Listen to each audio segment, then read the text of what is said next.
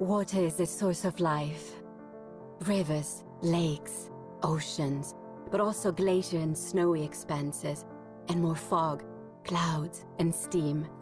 All forms and textures of water are essential to preserve human health and the environment, yet beyond all colors and values. Water is one. One Water is the new approach proposed by Italy to place water at the center of the international agenda. Water considered not only as an economic resource, but rediscovered in all its many values. And Italy is the country of water.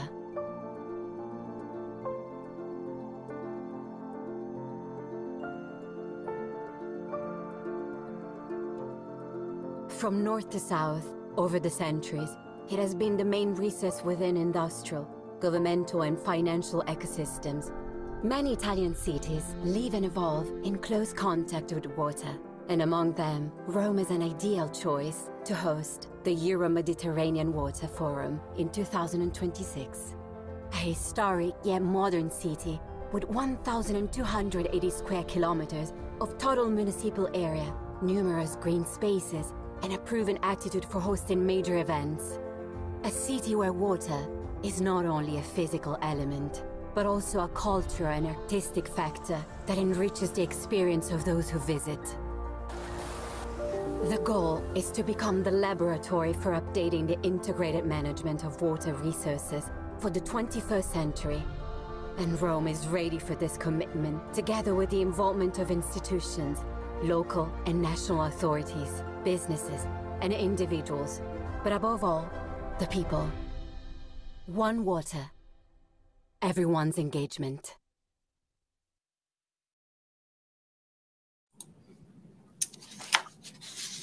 Bonjour à tous, chers amis de l'eau.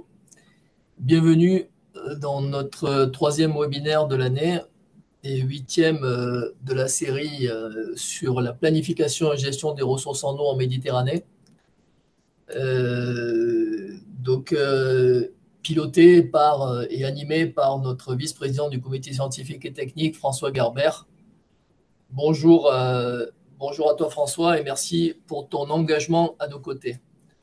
Avant de démarrer notre conférence, je souhaite vous faire part de notre activité depuis la dernière conférence.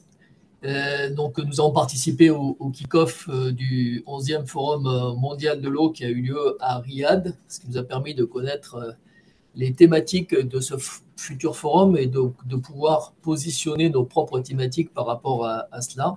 On aura l'occasion d'y revenir.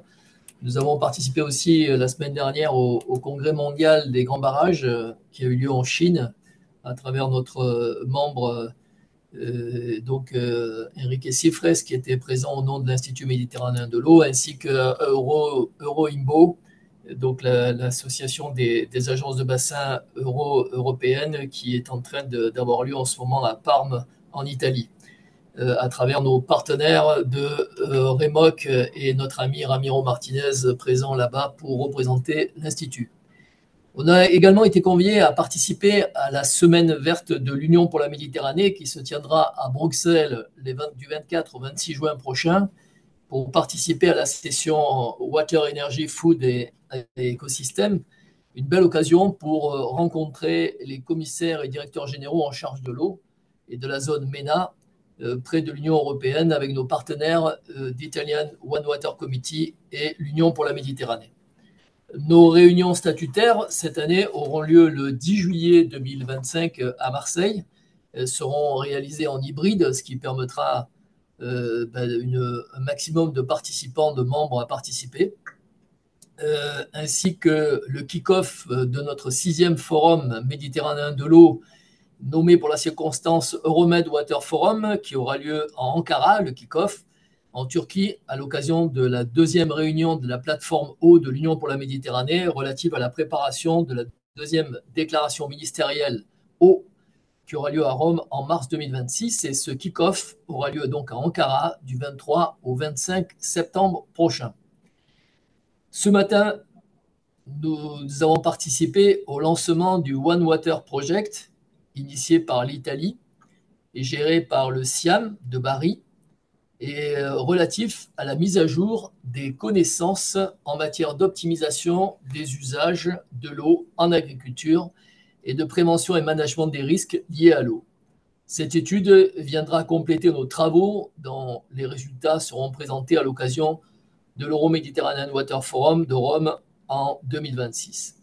Aujourd'hui, nous avons le plaisir, François et moi-même, de recevoir les représentants du Liban et de la Corse pour présenter leur expérience et leurs enjeux en matière de planification et de gestion des ressources en eau. Deux expériences particulières. La première du fait des différents événements récents qui ont largement diminué les capacités techniques et surtout financières de nos amis libanais, qui ont su faire preuve d'une résilience à toute épreuve, comme vous allez le voir et vous allez pouvoir le constater, aussi bien pour planifier la gestion des ressources en eau que pour assurer le service au sein de la région capitale et du Mont Liban. Et la seconde, qui complète celle que nous avions tenue sur la région Rhône-Méditerranée-Corse pour la France, pour présenter le cas de la gestion intégrée des ressources en eau sur la quatrième île méditerranéenne, avec ses 8722 km² et ses 360 000 habitants, certes rattachée à l'agence de l'eau Rhône-Méditerranée-Corse, mais qui subit les contraintes spécifiques au phénomène insulaire.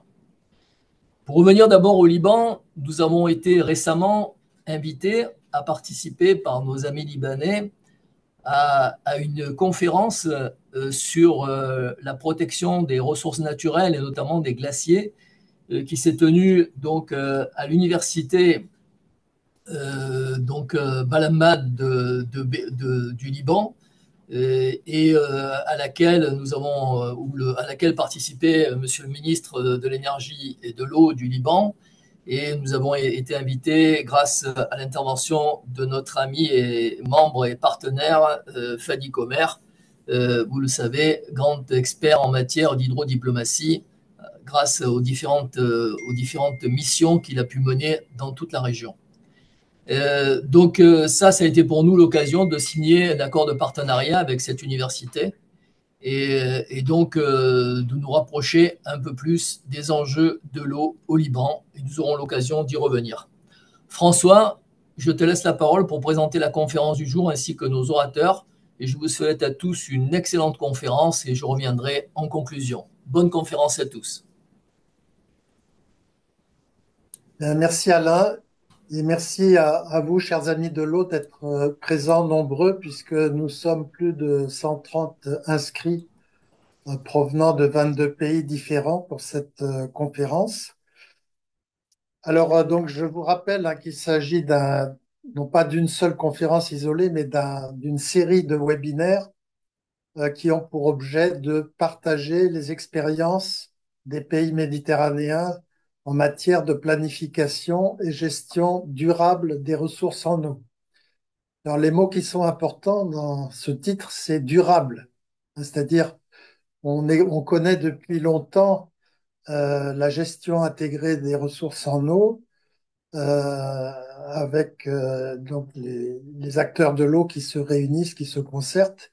Mais pour être durable, il faut désormais se concerter avec le secteur industriel, le secteur agricole et le secteur de l'énergie pour atteindre des objectifs de développement durable qui concernent pas uniquement l'eau, mais aussi l'alimentation, la santé, l'énergie et la lutte contre la pauvreté. Et l'autre mot important, c'est expérience. Il s'agit, comme le fait l'IME régulièrement, de partager des expériences sur les processus de planification. Donc, comment, par exemple, s'adapter au changement climatique ou faire des prévisions en la matière, comment rendre cohérent les planifications au niveau local et au niveau national. Et puis, parler de quantité, mais aussi de qualité de l'eau.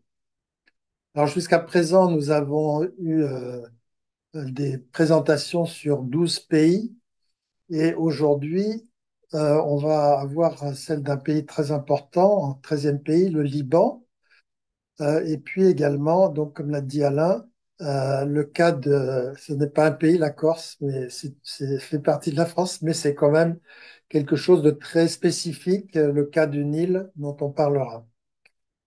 Alors les résultats, hein, je vous rappelle que les résultats de ce travail, ça se trouve sous forme de vidéos, puisque sur la chaîne YouTube de l'IME, on peut revisionner tous ces webinaires. Et également, ce qui avait été produit précédemment a déjà alimenté les réflexions du dernier forum méditerranéen et du dernier forum mondial. Mais nous n'avons pas encore fait une synthèse, il n'y a pas un document unique de synthèse sur ces webinaires, puisque c'est assez transversal, disons, ça se trouve dans plusieurs thèmes portés par le forum et pas dans un thème unique. Et je rappelle aussi que c'est une pierre à l'édifice d'un projet qui avait été labellisé par l'Union pour la Méditerranée, qu'on appelait un projet porté par l'IME, qu'on appelait le Livre blanc sur l'eau en Méditerranée.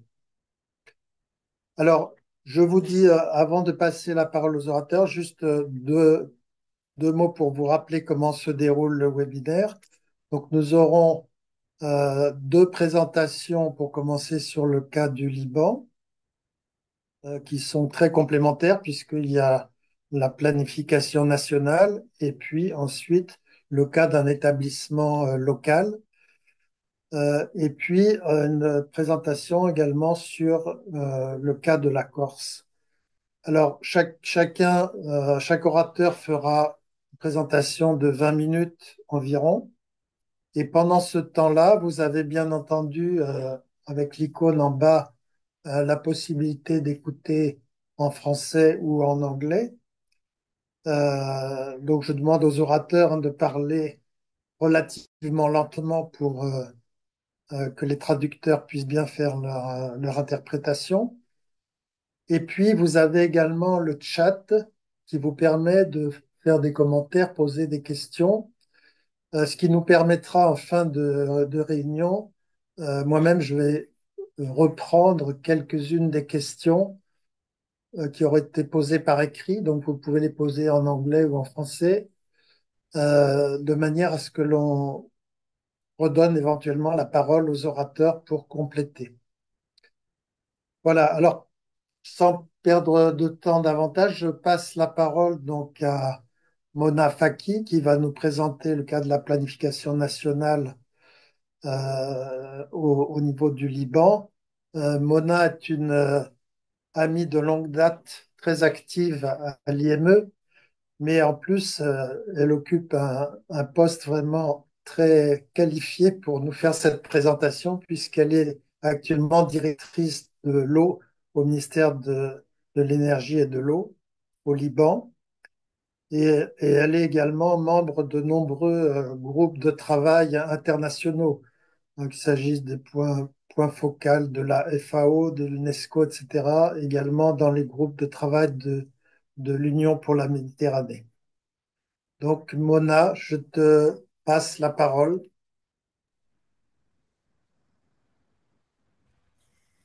Thank you, Francois. Actually, I'm happy with my family, EMA family, which we have been working together since more than 10 years. Actually, we did a lot of workshops together. We have a lot of collaboration. Thanks for Malika. Thanks for all of you. Thanks for our colleagues from our countries. I have the pleasure and honor uh, to uh, to participate in this workshop, and we share experiences together. Actually, my title presentation is about planning policy governance for sustainable water resources management in Lebanon, which is the main pillars for arriving. يعني the planning, policy, and governance are the main pillars for arriving to sustainable water resources management. This is the structure of my presentation. We will talk about the water sector's challenges in Lebanon. We then will move to the legal strategic frameworks, then go for the priority for actions within the which tackle the water security, sustainability, utilities, and governance. We will go then to the regional and international partnership support collaboration with Lebanon. We will go to the innovative approach, the Wi-Fi Nexus, the IWRM Nexus, and I will tackle the decision making, which is very important. The technological tools, they are very important to, يعني, everything in science based will arrive to good decision making and will arrive to sustainability. We'll tackle also all what have been done in Lebanon to share our experiences. Next.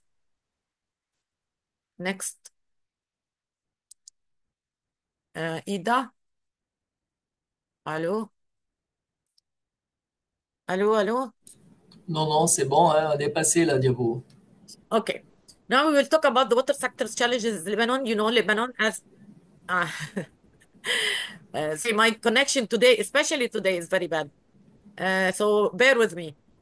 Actually, Lebanon, as most of the Southeast countries, suffers from limited water resources, exacerbated by the impact of climate change. And as you know, that the refugees, which has been hosted from Lebanon since almost 15 years.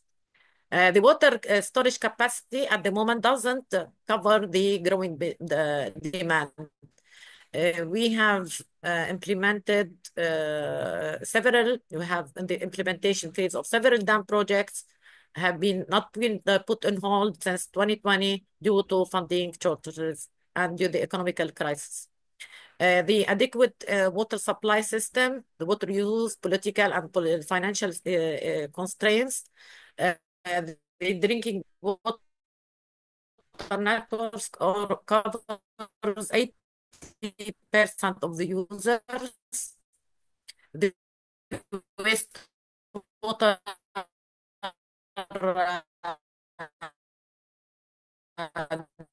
network covers 60% of the users. 8% only are treated.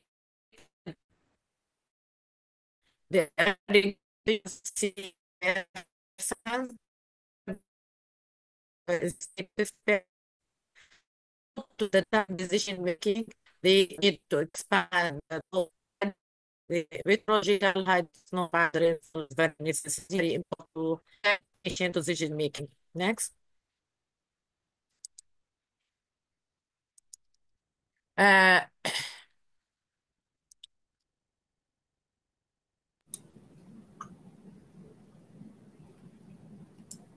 It's okay, Mona, you can follow.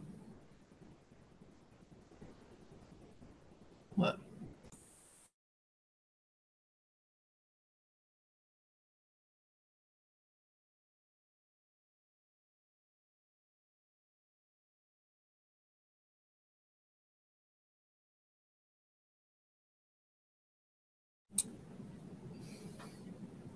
Il faut demander à Antoine.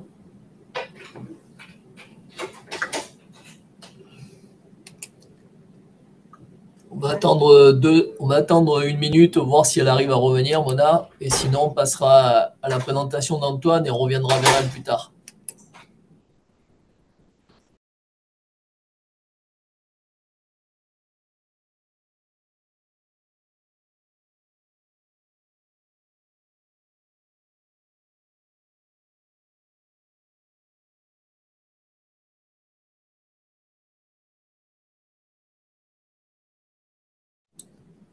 Bon ben François, je pense qu'on va passer à Antoine, hein. Je te laisse coordonner ça. Oui. Oui, donc excusez-nous pour ce petit problème technique, mais on reviendra sur l'exposé qui concerne le pays tout à l'heure. On peut Je vais donc passer la parole maintenant à Antoine Je Zogby, suis prêt. qui va nous parler du cas de la région, de l'établissement régional de Beyrouth et du Mont-Liban, établissement des eaux. Donc Antoine est un ingénieur expert qui est en charge de l'appui aux réformes du secteur de l'eau au sein de l'établissement des eaux de Beyrouth et du Mont-Liban. Donc, après une carrière internationale dans le domaine de la construction d'ouvrages. Il va nous présenter les difficultés opérationnelles et les actions concrètes que met en œuvre un territoire à l'échelle plus locale pour atteindre cette planification et gestion durable des eaux. Donc, Antoine, je vous passe la parole. OK, moi je suis prêt. Peter. Allez-y. C'est toi qui partages ou c'est Ida, Antoine? C'est moi qui partage. Une Alors, minute. vas-y alors.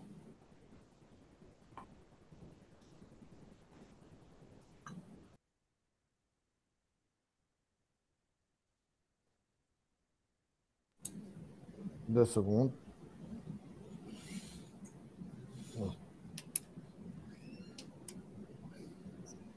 Ok, c'est bon, Antoine.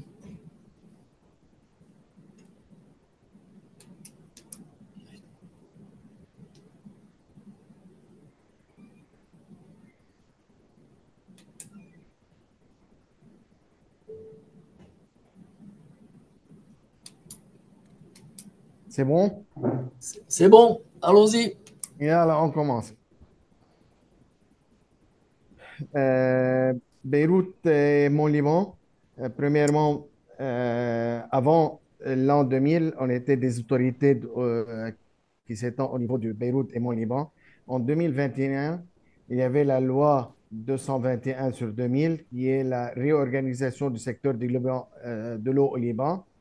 Donc, les établissements régionaux des eaux sont devenus responsables de mener des études pour assurer l'exploitation et la maintenance, mettre en œuvre et renouveler les projets d'eau potable, d'irrigation et eau usée, assurer l'entretien des infrastructures. En 2018, il y a la loi 77 qui est le code de l'eau, euh, qui a été visé principalement à promouvoir la IWRM, la gestion intégrée des ressources en eau, pour combler les lacunes institutionnelles de la loi 221, appliquer les principes de l'utilisation de payeurs et de pollueurs-payeurs aussi, adopter une approche décentralisée pour la planification et la gestion de l'eau. Récemment, en 2020, il y a la loi 192 régit le secteur de l'eau au Liban. Elle a été mise en place pour remplacer le cadre juridique obsolète, notamment la loi 2021. Son objectif principal est de moderniser la gouvernance du secteur de l'eau et de promouvoir la IWRM et d'améliorer l'efficacité, la transparence et la durabilité.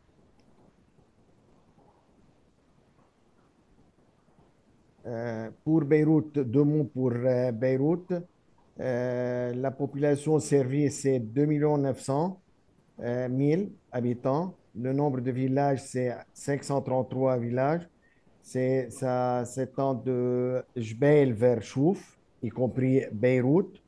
Le nombre d'unités résidentielles, c'est 500 000 unités résidentielles et non résidentielles en plus. Le nombre des abonnés en eau, c'est 2000, en 2024, c'est 407 000.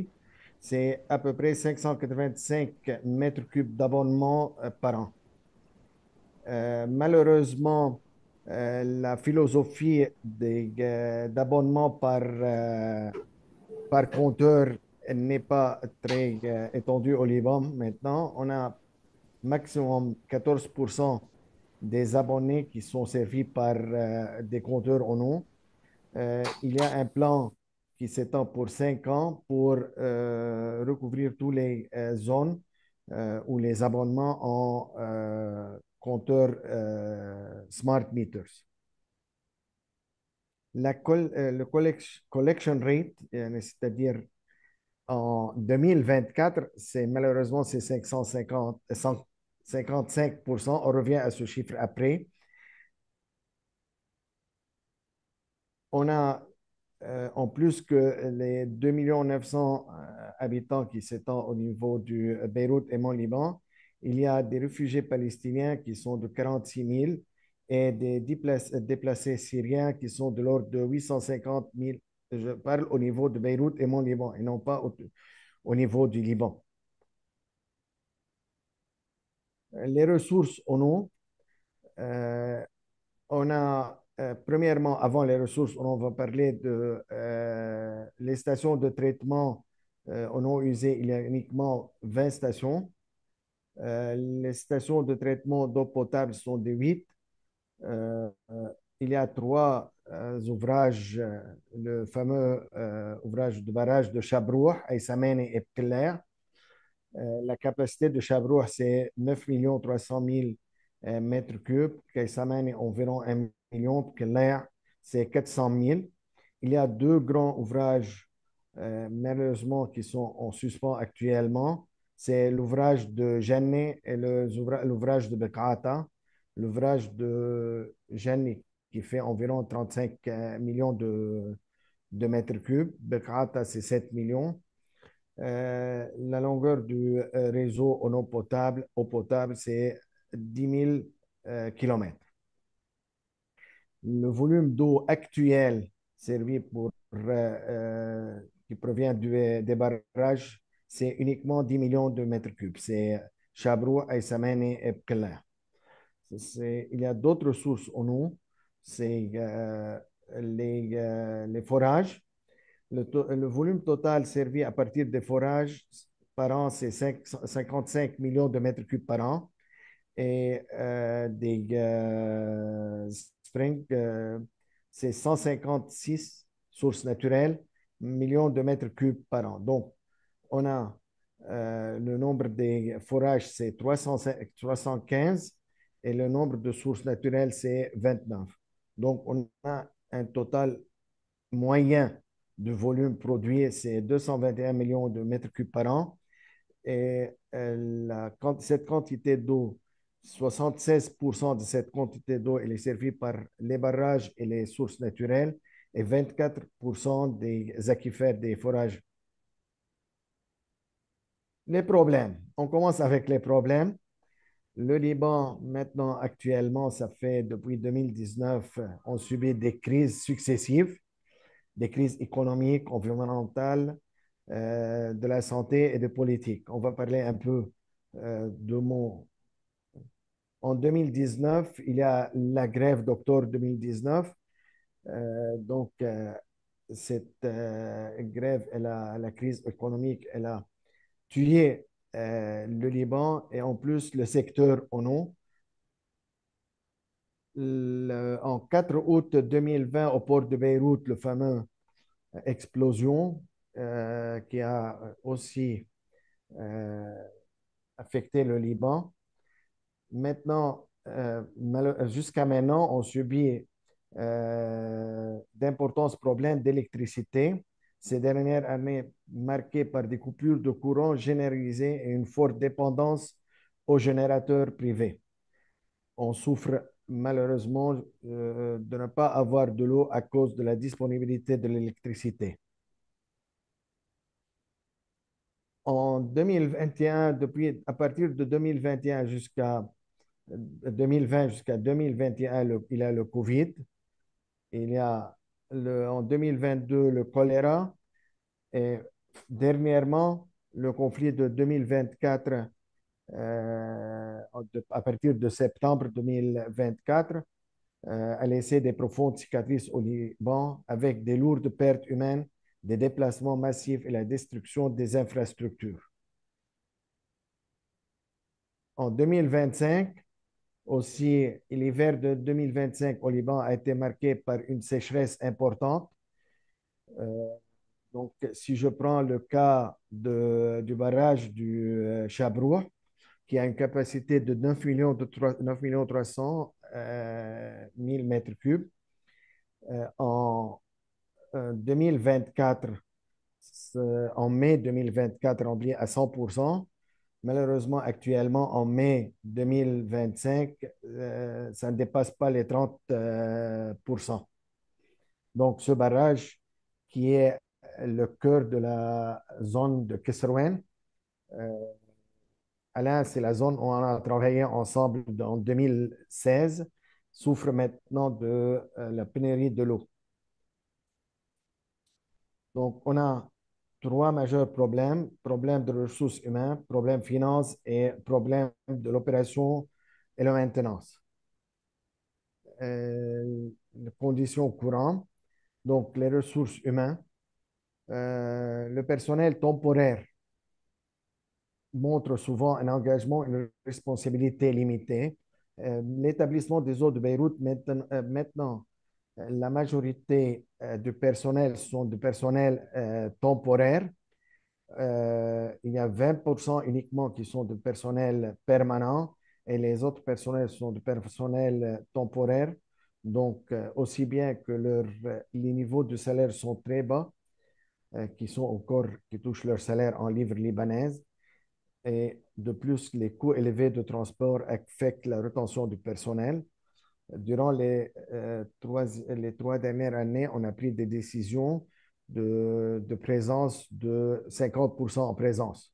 Ceci affecte aussi la rentabilité du travail. Donc, si on voit maintenant, il y a, suivant la loi, on a 1121 permanents. Il y a uniquement 20% qui sont disponibles. Et si on voit la partie ingénierie, il y a 100 personnes, 100 ingénieurs qui doivent être euh, euh, en établissement. Il y a 13 qui sont disponibles maintenant. Du point de vue finance, la baisse des taux de recouvrement des factures affecte la trésorerie et la stabilité de revenus. Une augmentation du nombre d'abonnés exerçant une pression accrue sur les ressources financières. Durant la dernière année, les 2 dernières années, 2021-2022, puisque la majorité des disponibilités des eaux au niveau des domiciles a été assurée par des citernes et le coût des citernes était extrêmement élevé. Le personnel qui n'avait pas des abonnements en eau exerce une pression sur les établissements pour les nouveaux abonnements. Donc, si on voit maintenant, en 2018, on était à 373 000. En 2024, on est à 407 000. Le taux de collecte pour la trésorerie passe de 76% jusqu'à 53% en 2022. En 2023, on a pris un peu de pourcentage de plus, 67%. En 2024, c'est 55%, puisque durant la période de guerre, la collecte des factures a été annulée. Maintenant, ce paragraphe, il est très important. Durant la crise, on a passé en moyenne, on était en 2018, le tarif était de $200 par an. Pour passer en 2020, 2021, 2022, 2023, c'est le tarif pour 1 mètre cube par an.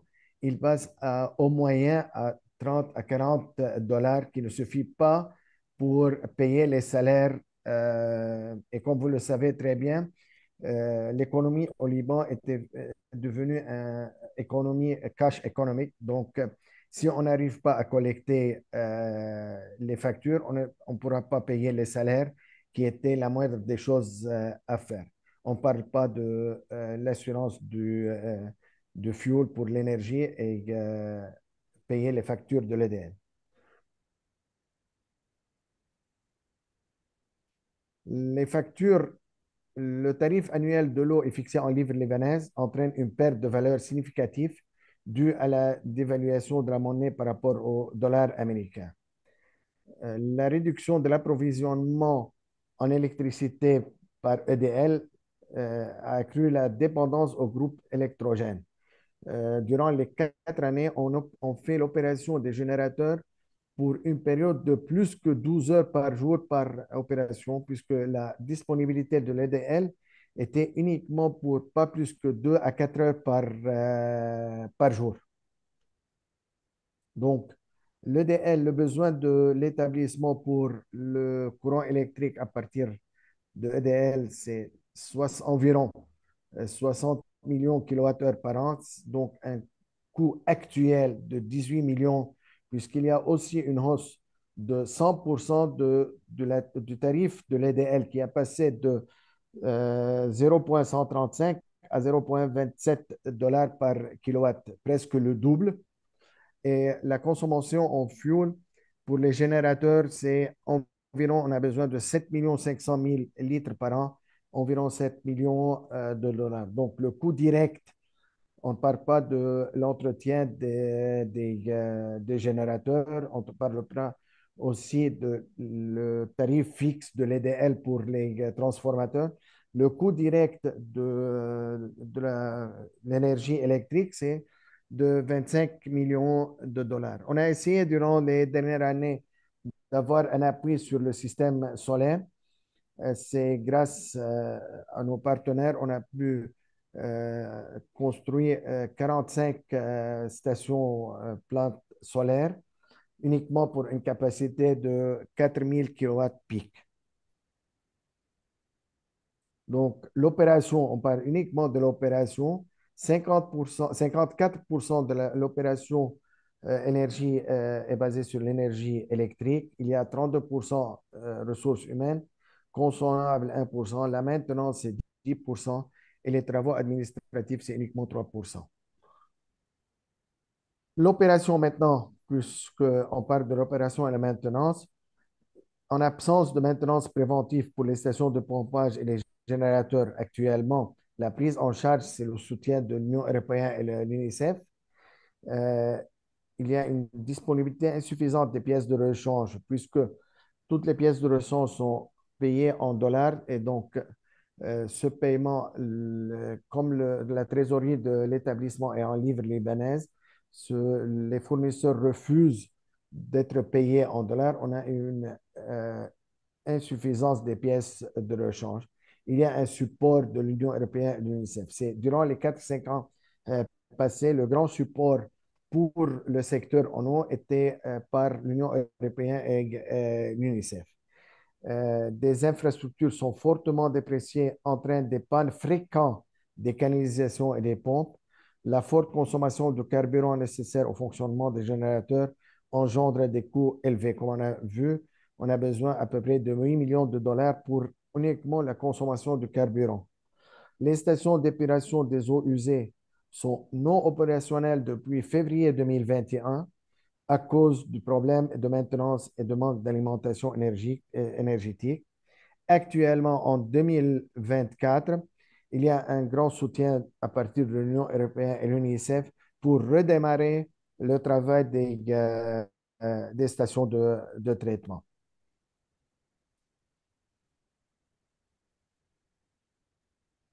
Donc, manque de ressources humaines, manque de financement, manque d'opération, ce qui a mené très fortement à avoir une réduction de distribution en eau par jour. On ne dépasse pas durant les 4, c'est la première année en 2025 qui a démarré un peu mieux, mais à cause de la sécheresse, on a eu un grand problème aussi au niveau de la disponibilité de distribution de l'eau. Ça ne dépasse pas les 4 à 5 heures par 48 heures pour la distribution en eau par village. Par 48 heures, on distribue environ 4 à 5 heures par 48 heures. Donc, actuellement, il y a des objectifs stratégiques qui ont démarré. Il y a le fameux projet de réforme, Water Reform Project, qui est soutenu par l'Union européenne et l'AFD. L'objectif, c'est de renforcer les établissements de eau à travers des réformes institutionnelles, financières et opérationnelles alignées sur la stratégie nationale de l'eau. Restriction organisationnelle, élaboration et mise en œuvre d'une structure organisationnelle standardisée pour tous les établissements. Je veux ouvrir une petite parenthèse ici que la structure des établissements en 2020 qui a été établi ne tient pas en compte du secteur de eau usée. Donc, et aussi dans la restriction organisationnelle qui est en cours d'établissement, tient en compte le système GIS, le SCADA et tous les paramètres mis à jour avec cette nouvelle organisation. Et aussi, il y a des descriptions de postes de développement, préparation de ces descriptions de postes détaillées pour toutes les fonctions afin d'assurer la clarté des rôles, responsabilités et qualifications requises. Donc, les outils de gouvernance et de gestion, introduction d'indicateurs de performance et du système de contrôle. Maintenant, on revient à un nouveau projet aussi pour application de ces KPI qui sont introduits, qui n'ont pas été implantés durant les périodes récemment. Améliorer le service clientèle, facturation et procédure de maintenance grâce à une assistance technique. Il y a aussi une réforme financière, appui à la restriction tarifaire. On a établi un modèle tarifaire pour l'eau qui sera un appui pour le budget annuel pour les établissements qui a été adopté aussi en 2025. Développement d'outils de planification financière et renforcement du contrôle budgétaire. Donc, un second appui qui est le projet APES avec l'établissement, qui est ce projet qui vient de démarrer en 2025, qui vient comme une application à ce qui a été théoriquement fait pour le Water Reform Programme. Le projet APES, qui est appuyé aux politiques d'adaptation et d'investissement pour la sécurité de l'eau, financé par l'Agence française pour le développement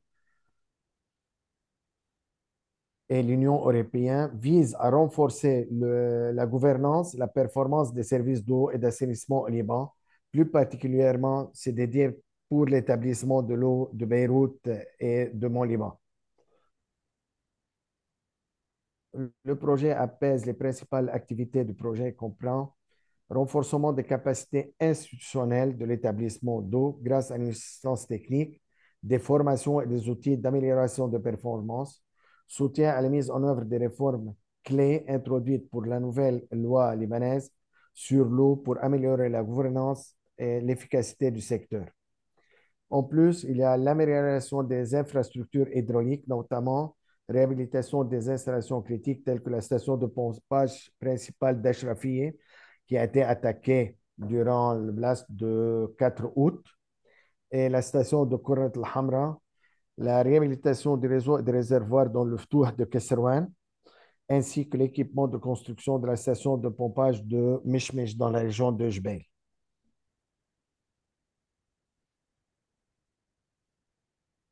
Donc, en plus, faciliter la coordination sectorielle et le dialogue politique entre les acteurs nationaux et régionaux, y compris le ministère de l'Énergie. Donc, c'est un point très important qui tient en compte dans le projet APES. Assurer la durabilité à long terme des services d'eau et d'assainissement pour la réalisation des études, la faisabilité, l'amélioration de la gestion financière et opérationnelle et la promotion de la gestion intégrée de ressources en eau. Il y a un grand projet qui est très important, qui est de la part de World Bank. C'est le projet de Great Beirut, projet d'approvisionnement en eau pour Grand Beyrouth et le Mont-Liban. Ce projet a été approuvé par la Banque mondiale récemment durant la fin 2024 et il y a la phase d'implantation maintenant en 2025. L'objectif, c'est améliorer la continuité d'approvisionnement en eau et la qualité du service dans la région de Grande Beyrouth. C'est à partir de la région de Damour, Niamey, jusqu'aux zones de Beyrouth et Baabda, principalement dans la région du Baabda. Donc, c'est le développement des infrastructures construction des conduites principales de transmission d'eau potable depuis la rivière de Awali jusqu'à Beyrouth, installation de deux grands réservoirs à Hadas et de réservoirs de réseaux de distribution dans les zones mal desservies. Réhabilitation et modernisation des infrastructures existantes pour réduire les pertes physiques et améliorer l'efficacité du réseau.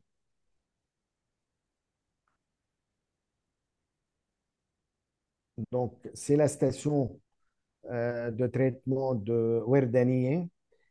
Cette station qui a commencé à travailler aussi sous le soutien de Banque mondiale, de capacité de 3 mètres cubes par heure, par seconde, sorry. C'est là, au niveau de l'établissement des eaux de Beyrouth, elle sera la plus grande station de traitement d'eau potable. La première phase, c'est 3 mètres cubes par seconde. La deuxième phase, c'est 6 mètres cubes par seconde. Donc, elle servira à peu près 1,5 million habitants. Donc, par ce projet, il y a les composantes d'activité autres que la partie infrastructure. Il y a le renforcement institutionnel, renforcement des capacités du personnel de l'établissement des eaux de Beyrouth dans des domaines tels que la gestion de l'établissement, la maintenance des actifs, la facturation et les relations clientèle. Introduction d'outils d'opération améliorés au niveau du GIS et au niveau du SCADA.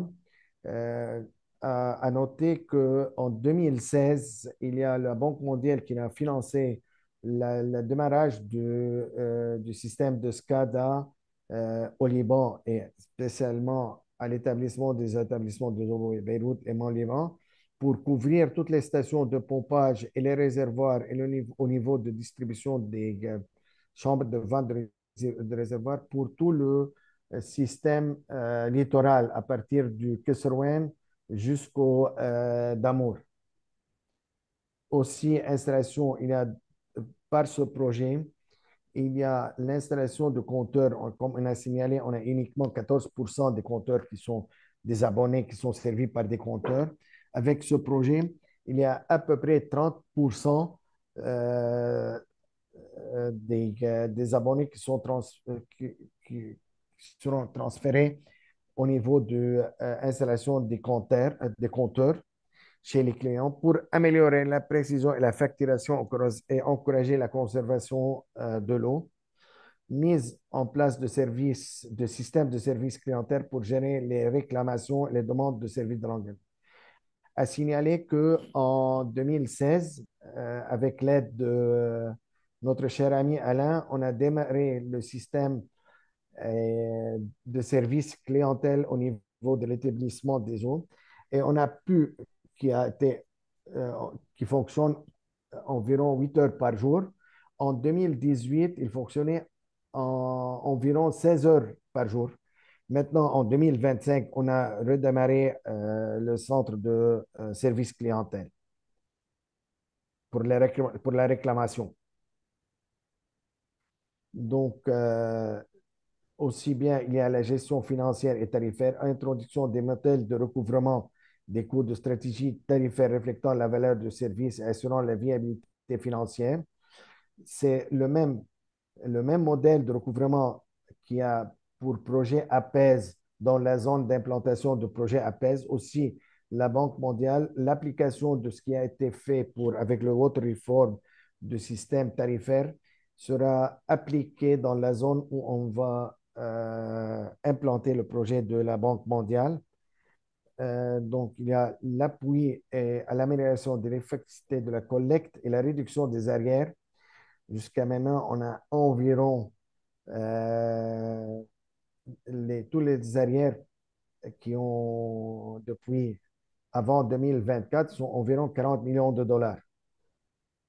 Garantir garantie environnementale et sociale, mise en œuvre d'évaluation des impacts environnementaux et sociaux, ainsi que les plans d'atténuation. Donc, les résultats attendus, amélioration de la couverture de la fiabilité de l'approvisionnement pour plus que 1,5 million d'habitants, augmenter l'efficacité opérationnelle et la viabilité financière de l'établissement, renforcer les capacités institutionnelles pour gérer durablement les infrastructures hydrauliques à grande échelle, outils de gouvernance et de gestion, introduction d'indicateurs de performance du système de contrôle. Finalement, on va partir à court terme. Quels sont les points d'action à court terme dont on est en train de travailler?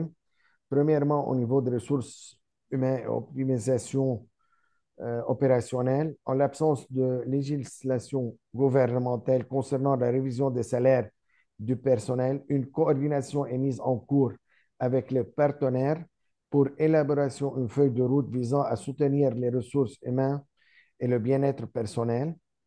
Il y a aussi bien une extension du système de SCADA à efficacité opérationnelle. Des efforts sont déployés pour augmenter le nombre de stations de pompage de réservoirs fonctionnant sous le système SCADA. À noter, actuellement, il y a un soutien de l'Union européenne et l'UNICEF pour la mise en place d'un centre de contrôle SCADA centralisé en cours. Ce centre sera équipé par un système d'énergie solaire pour opérer la station 24 heures sur 24 heures.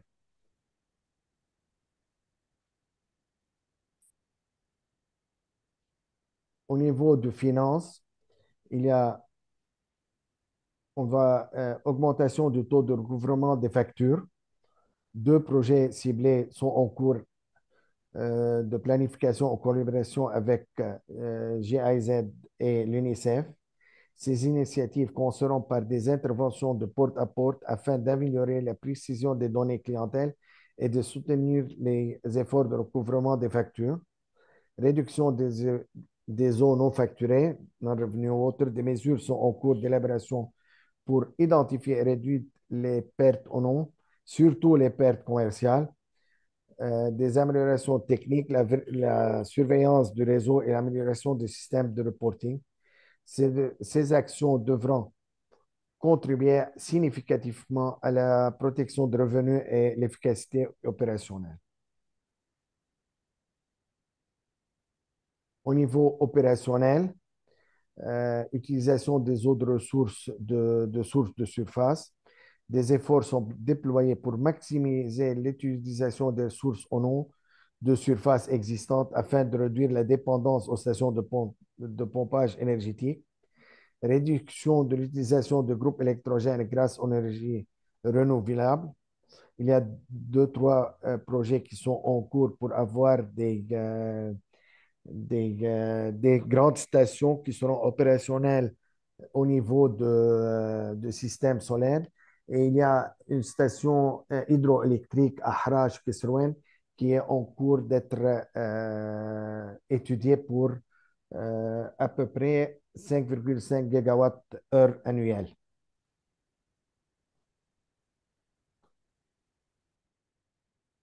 Il y a un Antoine, projet si on aussi, peut c'est fini, il y a 2 aller mots encore. vers la fin de la présentation pour Donc, revenir sur le cas du pays. OK, donc finalement, depuis le début de la crise, des partenaires internationaux clés, notamment l'Union européenne, l'UNICEF, l'Agence suisse pour le développement, le CICR, le KFD, ont apporté un soutien pour l'établissement pour maintenir l'exploitation et la maintenance des stations de pompage, la fourniture de consommable. Soutenir ces activités opérationnelles reste une priorité pour assurer la continuité du service, la stabilité économique du secteur et progresser vers l'autonomie financière et le recouvrement des coûts au niveau institutionnel. Merci beaucoup. C'est fini. Merci beaucoup, Antoine, parce que c'était vraiment très concret, très complet. Je crois qu'il y aura quelques questions qu'on posera à la fin, hein, mais surtout, vous avez montré les difficultés d'un pays qui est dans une zone de conflit, mais en même temps avec des problèmes d'énergie qui sont vraiment très impactants. Et malgré cela, ben, on voit tout le programme pour surmonter les difficultés. Et je crois que vous avez bien souligné aussi l'importance de l'aide internationale. Et on Oui, espère tous que cette aide internationale va se maintenir dans les zones qui en ont besoin. Alors, je vais redonner donc la parole à Mona pour terminer la présentation sur le pays. De toute façon, c'est une recommandation qu'on avait déjà eue dans les autres webinaires qu'il faut des bons allers-retours entre le niveau local et le niveau national. Donc, on le montre encore aujourd'hui, rien qu'avec l'alternance des exposés. Voilà, Mona, si tu peux reprendre pour 10-15 minutes de la parole.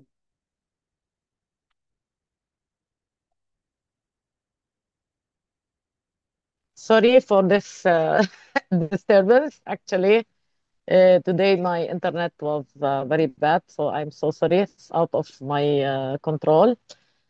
So I was, يعني,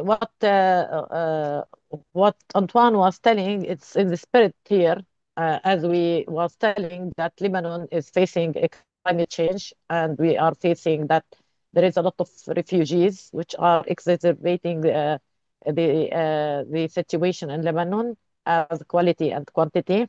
And as Antoine said, that the quantity of water doesn't the available water storage doesn't meet the growing demand, and we tried to make several dams, as I told, to cover the unmet demand. Uh, Antoine was saying about that the inadequate water supply system and with an adequate wastewater network also. 80% are generated. The efficiency for irrigation is very high. The non-revenue water and the data is very important. We actually the data is very important to make a good decision making. And the ministry has tried to develop a comprehensive coordination mechanism, but still struggling because of lack of capacities in terms of monitoring, evaluation, communication. And as you see that the ministry, there is data incomplete and have many discrepancies and don't enable systemic monitoring.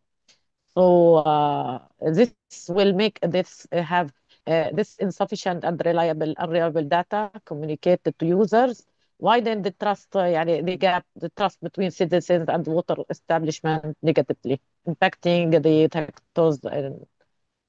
We recently, in 2020, the law 192 is a very promising law, promoted the IWRM at the Leves Basin level and consolidated the law governing the ownership, appropriation, utilization, the exploitation, development, conservation, protection of the water resources. And very recently, actually, we have elaborated a lot of strategies. And recently now there is the strategy, Lebanese National Strategy 2024 to 2035, has defined the key strategic objective and priorities for actions. It was articulated on four key pillars: enhancing the water security, improving the provision of public services, as Antoine was trying to show that they are trying to improve it. We want to arrive to sustainable utilities and good governance and leadership. So I will pass that the laws, okay. Actually, the laws gave mandated the water establishment and also mandated the Ministry of Energy and Water, but the organigram inside the water establishment and the ministries doesn't align with the laws. So, for example, in the water establishment, they have not the staff qualified for managing the wastewater. This is about additional. So the restructuring the water, the Ministry of Energy and Water, and structuring the the water establishment is very necessary for. As we told that we want to increase the storage by 2035 to 838 million. And the hydropower production, we want to increase it from 282 to 325. We want to set up an operational data management and monitoring at the ministry, put in place water quality improvement measures because very important and identified in the water law, monitoring, pollution prevention measures, water safety plans. We Mona, want to develop stormwater Mona, management Mona, plan. Yeah. Mona, do you hear me? Yes. Yes, I think there is a problem Yeah. Yeah. with the slides. So where are you in the slides? Because there is a problem now. Where are you now? Now we are in the priority pillar 1 and pillar 2. Priority. I wanted Okay. to gain time, Okay. I am Okay. because Okay. Perfect. We are okay. yeah, Okay. yeah, Follow, okay. please. Okay. So now we wanted, as I said, to increase the water storage to meet the unmet demand, as Antoine showed that there is a gap between the water supplies and the water demand. So we wanted to increase the storage capacity to cover this unmet demand, and we wanted to also to elaborate the hydropower production, increase it from 282 megawatt to 3 to 5. We want to set up an operational data management and monitoring system at the ministry. We want to put in place water quality improvement measures according to the water law recently, monitoring, pollution prevention, water safety plans. We want to develop the stormwater management plant and enhance the artificial recharge because most of the over exploitation of the groundwater. We want in 2035 to expand, rehabilitate, upgrade the water and wastewater networks, as Antoine said. We want to ensure that in the 90% of the pollution has regular sufficient access to public water services, and 60% of wastewater is collected and treated. We want to rehabilitate and modernize the irrigation system because as safe as you are you are saving the water from irrigation, we can give it to the domestic use. So here we want to increase the efficiency by from 8,400 metric cube per hectare to 6,720, and we want also to increase the irrigable lands from 108,000 to 138,000. And we want also to optimize the water usage and energy efficiency. As Antoine said, there is a problem in the energy efficiency, and we want to also to increase the water use to use it in the irrigation. Next slide, please. This is the pillar 3. Can we move to next? It's okay. Okay. The sustainable utilities, operating cost, yes, here, the operating cost, Antoine was saying about increasing the collection rate, the subscription, reducing the cost of production, reducing the energy consumption through energy efficiency audits, solar use. We want to ensure 20% of the power generated comes from solar in 2028 and 30% by 2035. We want to make the reduction of the non-revenue water by 50%. We want to develop the automation and digitization performance monitoring to modernize the automated operations and increase the reporting capacity, including the systematic introduction of metering at source and district, and also especially for the industries at large scale. We want to expand the performance contract with public-private partnership and their continuous monitoring evaluation. Next, please.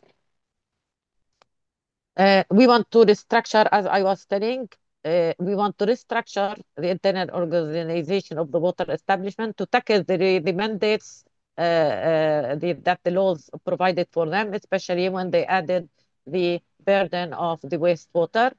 We also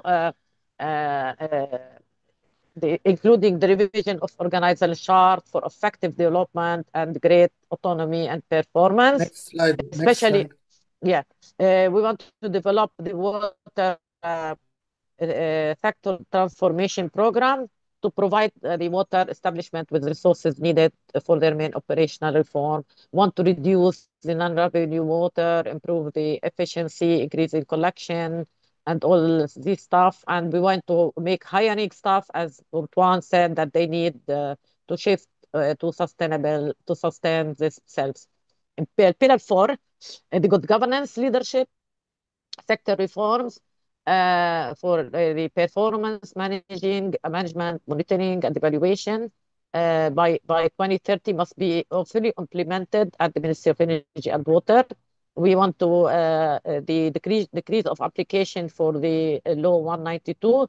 We want also to restructure the Ministry Energy and Water to tackle also the planning capacity, training programs. We want the digital solution and advanced technologies, applying the technological tools for data-driven decision making. In 2035, we would be implement that. As regional and international partnership, as I said, that the national water data must be a priority, because without a data, you cannot make a good management. And we since years we tried to make the center of Centre d'information au métier de l'eau, which have two dimensions: the one of the national water information system, and the training, the capacity for the water establishments. This project has been labeled, but unfortunately, has been stopped. Regarding the regional and international support, to learn from global models and approaches to facilitate policy alignment on IWRM practices, integrated natural resources management, and cross-sectoral integration. For example, the UNESCO IHP 9 support the member state to achieve the 2030 agenda and the sustainable development goals. The UNEP DHI Center has we collaborated together to report about the SDG 6.5.1 related to IWRM, and this was done in collaboration of the most of the different stakeholders, and Antoine Zopi was with us. The Damour, the management plan for Damour is also grounded in a holistic approach. Instead of creating separate management plan, one for coastal, one for surface. No, this project gathering all the manage. It takes the management plan for the whole from source to sea continuum, taking into consideration the coastal surface and then the groundwater as one plan. The conjunctive also, we had make a dialogue, and most of the stakeholders were there and informed about it. So we are trying to use most of the innovative approaches which optimize our management plans, our policies, our strategies. The Wi-Fi is very important. By time, it proves that the Wi-Fi is a must for Lebanon, since if we didn't take this Wi-Fi together, stopping the working in silos, the planning in silos, this helps to assess the trade-offs and identify the opportunities for managing all the sectors together. We are advancing to a second phase, optimizing water allocation in 5 key agricultural river basin to enhance the food security. We have the one that I am proud of is the promoting cross-sectoral collaboration through the Wi-Fi interministerial. Actually, the Water Code 192 has tackled the issue of the National Water Council. And we took from this spirit and we make an interministerial group, because the decision makers there is a gap between the technical people and the decision makers. So we try to make this interministerial together, make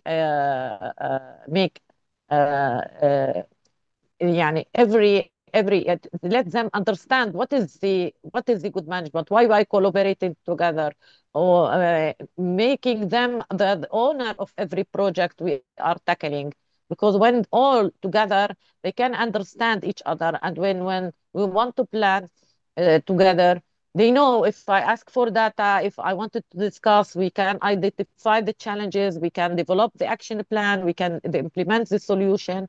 So this interministerial group was very innovative, and we are trying now to make it very official. I talked with the minister because when they went to the National Water Council, the ministers were not aware. When every expert reported to his minister, when they go to the meetings, they would understand what is going on and how things are, what is the good plan, what we want from them, how they can uh, uh, uh, because the political will is very important. Even if you have money, if you don't have political will, even you have laws, if you don't have a political will to enforce the laws, nothing gonna advance. So I will go. This is the famous, framework for the Nexus. We have tried since 10 years to apply here, where the decision. This is the data needed. This is decision support system, which gives the output for the planning.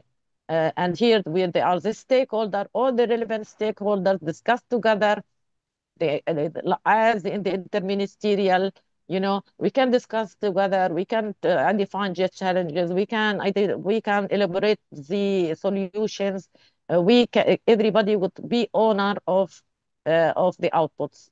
We can this decision support system, it will check if our laws and policies are aligning, perhaps need modification or the contrary, and even the institutional framework there. Here we try to elaborate the drought management action plan. Antoine Zubi was with us, so he's familiar with. This is a good collaboration when everybody knows what is the other are doing and why you are doing and why unifying together. So here we elaborated the drought maps. Here I'm showing you one of the models. We take for example, the Nahr al-Kalb. We try to run the model. We try to define the demand management, what is demand reduction, water saving measures, including the supply measures. Here, inform the decision making and planning. What the measures must be taken. For example, Antoine was saying, we need rainwater harvesting. We want to make, for example, the water reuse. We want to make water awareness. We want to make water saving technologies. We want to reduce the agriculture consumption. The analysis of the urban measures, here, as you see, all this was running in WEAP model and make analysis. And here about the climate of the basin and the parameterization of the hydrological system. Here, how we model calibration and validation, water demand, Mona, the Nahr can you, Mona, I'm going can you through come to the because conclusion? I want to hear the water supply in Nahr al-Kalb. We run these scenarios. We can see here. Here we have, as I told, the decrease of application of the water law. Actually, we have prepared it too, was adopted by the Council of Ministers, especially an important degree for the judicial police. This is very important for the water pollution. and also for the annual reports of the regional water establishment. So still the others are in the way to be adopted. What's the way forward? We must apply the IWRM, because, yani, the without technological tools to make sure that your plans, for example, whatever infrastructure, if I propose it without going into the analysis and make if this good decision to make this infrastructure or this infrastructure, and we can see the indicators, how much you advance, what the projects, is it good, is what bad or not good. We made good planning. So the nexus at the basin level, we need also to not make, for example, make always the decision support operational. For example, we implemented the project. If we didn't update it, we update the decision support system to see across the years how it is advancing. We cannot. The strategies always must be integrated, updated from time to time according to the climate change, the drought. Enhancing the governance and dialogue and the partnership are key ingredients for witness progress. The implementation of water supply and demand management strategies are very, very essential, especially for regarding the non-conventional water resources to reduce the water consumption in the domestic, industrial, and agricultural sector. We need to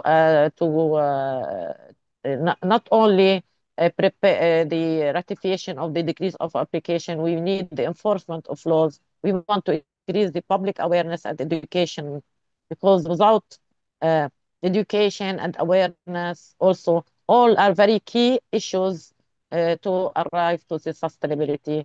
Enabling the PPP is very important. Thank you. Ok, merci beaucoup, Mona. Je pense que I on tried to pourra be fast également, because we are behind the schedule.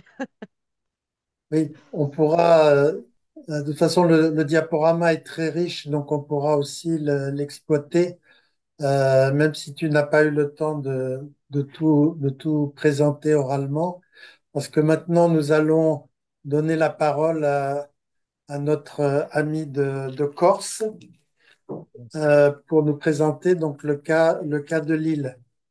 Alors, c'est Ludovic Aquili qui va partager maintenant sa présentation, et nous présenter donc le cas d'une région qui bénéficie d'une certaine autonomie, non seulement parce c'est une île éloignée du continent, mais également pour des raisons institutionnelles, mais une région confrontée aux difficultés de sécheresse. Alors, Ludovic Aquili est chargé de mission à la direction donc, de l'Office d'équipement hydraulique de Corse, chargé à la fois de la planification des ouvrages nécessaires pour l'alimentation en eau de la population et de l'agriculture, mais il intervient également en réponse à des événements critiques, hein, de sécheresse qui ont frappé déjà l'île ou qui risquent de frapper encore davantage avec le changement climatique. Donc, Ludovic, je vous laisse la parole. Et si on a un Merci, peu de temps, on essaiera de répondre à une ou deux questions en fin de réunion. bien sûr. Voilà, la présentation devrait pas être trop longue et trop technique. Le but étant de présenter la stratégie, on va dire, de résilience face aux défis que nous pose le changement climatique en Corse. Donc, je vais vous montrer, en fait, on va dire, les choix qu'a adopté la collectivité de Corse dans le domaine de l'eau. Ces choix doivent être mis en œuvre par l'Office d'équipement hydraulique de Corse. Donc moi, je suis attaché de direction de l'Office d'équipement hydraulique de Corse, ingénieur en hydraulique. Et donc d'abord, on va quand même faire un petit rappel sur justement les compétences élargies de la collectivité de Corse. Donc, La Corse, donc une île de Méditerranée occidentale, donc au nord de la Sardaigne, dans le golfe de Gênes, superficie donc un peu moins de 9000 km², et aujourd'hui près de 360 000 habitants. Justement, c'est un des défis aussi, justement, euh, il y a une augmentation du nombre d'habitants continuelle de plus de 10 000 habitants par an, avec une immigration continue venant on va dire, du continent français, ce qui pose on va dire, des difficultés, notamment dans l'approvisionnement en eau potable. Le découpage administratif reste à deux départements, mais la collectivité est devenue unique. Il n'y a plus de conseils généraux comme sur le continent français.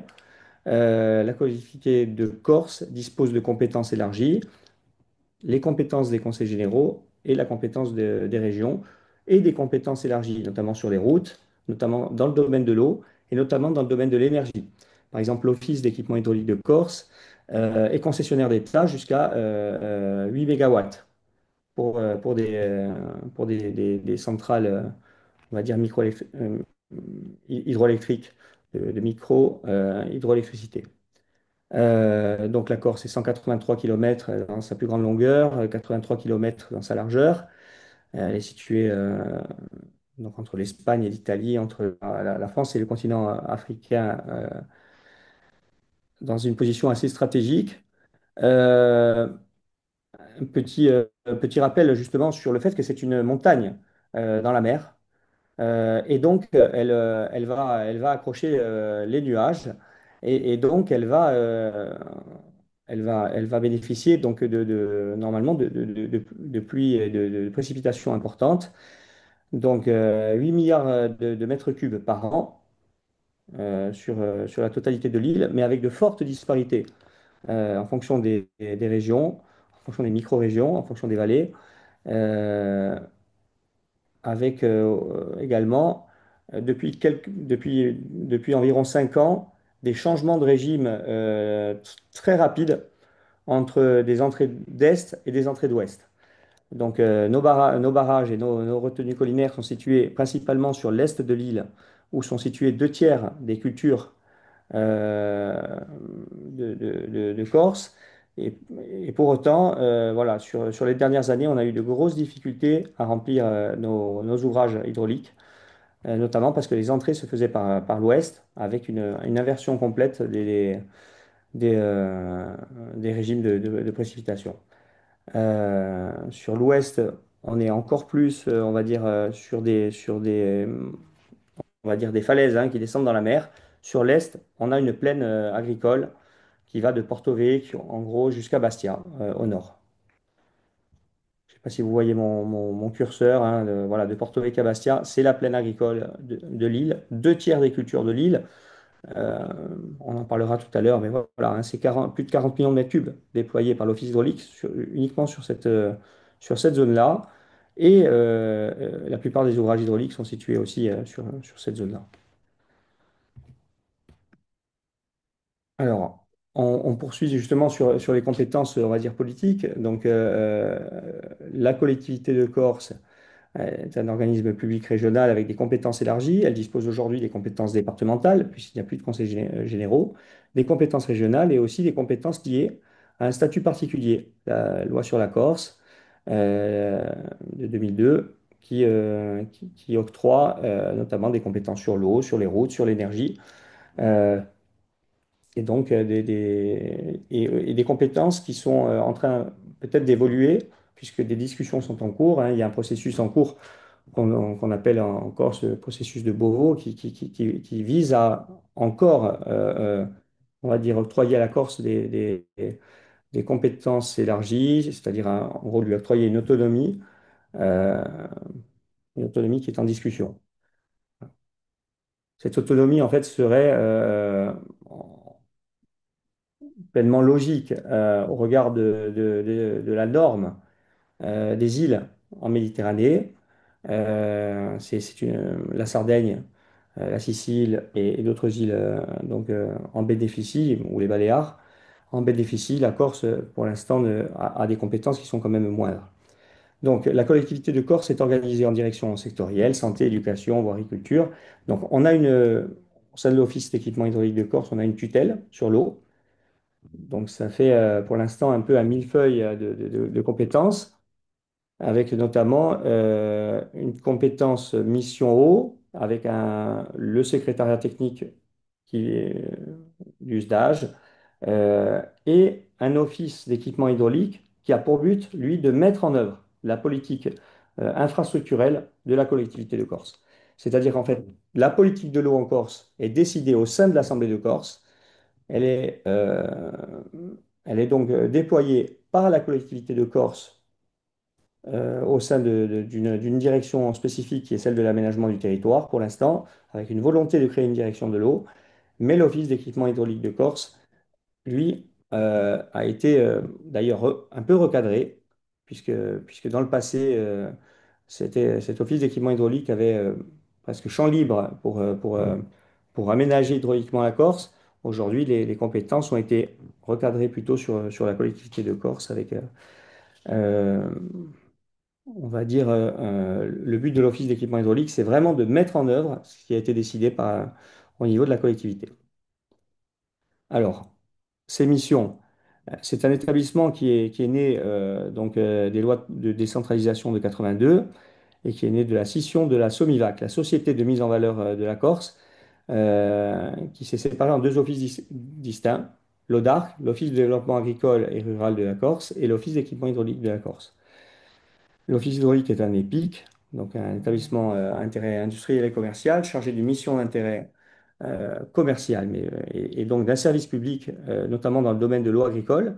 Mais l'Office hydraulique a aussi possibilité de se positionner sur le domaine concurrentiel, sur des délégations de service public d'eau potable ou d'assainissement.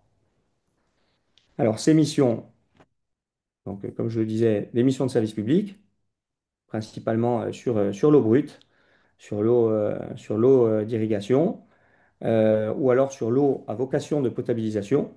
Et vous verrez que sur certaines des régions, eh ben, l'office hydraulique en fait est on va dire le pourvoyeur d'eau unique. Sur d'autres régions, c'est pas du tout le cas. Donc, on a également un laboratoire d'analyse des eaux, un service d'assistance technique aux stations d'épuration et une cellule d'hydroclimatologie.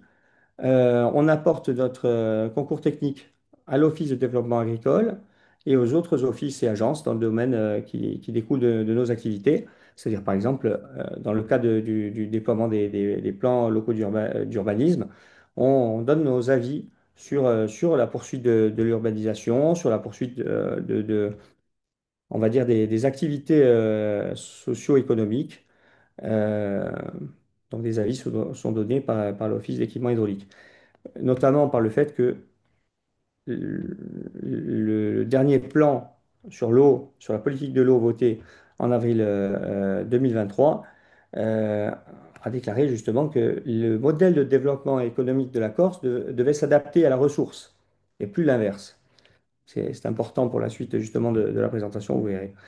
Donc l'Office est également concessionnaire dans le cadre de délégations de services publics, de distribution d'eau potable et vise également à retrouver, comme par le passé, des délégations de services publics dans le domaine de l'assainissement. Donc plus de 2000 km de réseau d'eau brute, 400 km de réseau d'eau potable, plus de 10 000 abonnés en eau potable et environ entre 3500 et 4000 abonnés euh, sur l'eau brute agricole. Alors, les ouvrages de l'Office hydraulique sont situés sur, on va dire, une grande partie de l'île, excepté l'Ouest Corse, qui n'a pas été pour l'instant traité. Les ouvrages sont plutôt donc destinés à irriguer la plaine orientale de l'île. Donc 110 millions de mètres cubes sont stockés au total, ce qui fait pas beaucoup, hein. En fait, il faut comparer la Corse on peut comparer la Corse à la Sardaigne, c'est-à-dire qu'en Corse, il y a 8 milliards de mètres cubes de précipitations, environ 4 milliards de mètres cubes donc évapotranspirés, donc 4 milliards de mètres cubes qui pourraient être, c'est pas les 4 milliards de mètres cubes qui pourraient être stockés, mais en tout cas, il y a vraiment un potentiel énorme en termes de précipitations Pour autant, les choix n'ont pas été faits peut-être à temps. Et aujourd'hui, on est dans une situation où en fait on a pris une décision différente, notamment en raison des contraintes environnementales euh, et justement de l'orientation euh, environnementale et de l'acceptabilité sociale, c'est-à-dire de ne pas faire de grands barrages sur les cours d'eau, faire plutôt des retenues collinaires en plaine. Et donc, on ne va pas fortement augmenter ce niveau de stockage. Pour comparaison, la Sardaigne peut stocker en tout cas 2 milliards de mètres cubes, alors que la Sardaigne donc, n'est pas une montagne dans la mer et donc a beaucoup moins de précipitations, mais est en mesure de stocker 2 milliards de mètres cubes. Donc la Corse ne peut stocker que 110 millions de mètres cubes, dont les ouvrages EDF. Donc 80 millions de mètres cubes sont destinés à l'utilisation de l'Office d'équipement hydraulique sur ces ouvrages propres et sur les ouvrages EDF sous forme de droits d'eau. Donc là, vous voyez donc, la Corse avec donc, les secteurs les plus importants qui sont la plaine orientale, hein, 2 tiers des cultures de l'île. La Balagne, qui est une région très très sèche, qui ressemblerait, on va dire, à une sorte de désert hein, comparé à d'autres régions de Corse, comme par exemple la région que je vous montre là, qui est une région de châtaigniers, qui est très très humide. Cette région-là donc est très sèche, avec un barrage hein, qui est en charge de l'alimentation euh, de la quasi-totalité de la Balagne, que ce soit en eau brute, que ce soit en eau potable. L'Office hydraulique est en charge de l'alimentation en eau potable de la quasi-totalité des communes de Balagne en vente en gros ou bien en délégation de service public. Une région agricole avec des vins que vous connaissez peut-être, les vins de patrimoine, qui ne sont pas irrigués. Et pourtant, donc, on a fait un barrage, principalement pour des activités de maraîchage. C'est un tout petit barrage, mais qui est le seul à être intersaisonnier, un remplissage intersaisonnier en Corse, il y a peu d'utilisation. Euh, il fait moins de 2 millions de mètres cubes. La région d'Ajaccio, avec uniquement un barrage EDF et un droit d'eau sur le barrage EDF, quasiment 13 millions de mètres cubes de droit d'eau pour une utilisation qui ne dépasse pas les 6-7 millions de mètres cubes. Donc on voit bien des disparités entre les régions, hein. C'est-à-dire que certaines régions sont fortement dotées en ouvrage hydraulique et on va dire, en disponibilité de ressources. Et pour autant, elle n'est pas utilisée. D'autres régions où elle serait utilisée sont aujourd'hui devenues sous-équipées par manque d'anticipation face au changement climatique et par manque d'anticipation tout simplement face au développement agricole. Euh, la région du Sartenay dispose d'un barrage qui se remplit, c'est notable, hein, environ 7 fois dans l'année, euh, avec une très belle hydrologie et une consommation qui est finalement peu importante par rapport à... euh, c'est un des derniers ouvrages de l'Office hydraulique qui a été terminé en 1996 et qui pour l'instant, donc c'est une expérience hein, qu'on peut donner. En gros, il faut 20 ans avant qu'une zone soit complètement irriguée, que les agriculteurs prennent pleinement possession, on va dire, des techniques d'irrigation avant qu'un ouvrage soit pleinement utilisé. La région la plus tendue était le sud-est, parce que dans le sud-est de la Corse, les deux ouvrages, l'ouvrage de l'Hospédale qui est situé donc on va dire en moyenne montagne et l'ouvrage de Figre qui est situé plutôt près du littoral, ces deux ouvrages, on va dire, ne permettaient d'assurer, on va dire, les besoins en eau potable et en eau d'irrigation que jusqu'en 2035. Donc, une opération de rehausse du barrage de Figari est en cours pour 2 millions de mètres cubes, ce qui va permettre d'offrir une marge supplémentaire jusqu'à environ 2040-2045 pour créer un troisième ouvrage. Parce que dans cette région, on va dire que l'Office hydraulique, comme en Balagne, c'est encore une région très sèche, très venteuse, euh, avec des précipitations qui sont moindres que sur la plaine orientale ou d'autres régions. Sur ces régions-là, donc l'Office hydraulique pourvoit l'eau potable, l'eau à vocation de potabilisation et l'eau à vocation agricole. Par comparaison, hein, sur la plaine orientale, c'est 95% d'eau agricole qui est fournie par l'Office hydraulique. Sur la région du Sud-Est, c'est 75% d'eau à vocation de potabilisation. Euh, pour seulement à peu près, même pas 10% d'eau à vocation agricole, le reste étant de l'eau à vocation d'agrément.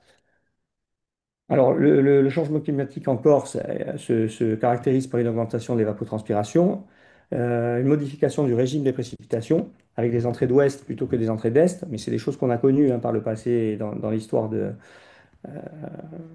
de la climatologie en Corse. 8 milliards de mètres cubes par an, comme on l'a dit, une augmentation de la demande en eau, évidemment avec la hausse des températures, et comme partout, on va dire une urbanisation qui est galopante, avec une forte, une augmentation assez forte de la population, de la population, une augmentation du nombre de piscines, par exemple, qui est de 30% entre 2019 et 2024. Donc les stratégies de résilience, c'est pour lutter contre l'évapotranspiration, l'Office hydraulique a mis en œuvre il y a quelques années des technologies de réserve ouvertes avec des couvertures flottantes qui permettent de limiter l'évapotranspiration, l'évaporation sur les ouvrages de stockage. Aussi des moyens optimisés de collecte, de stockage et de gestion de l'eau. C'est notamment un feeder sur un des fleuves les plus importants de l'île.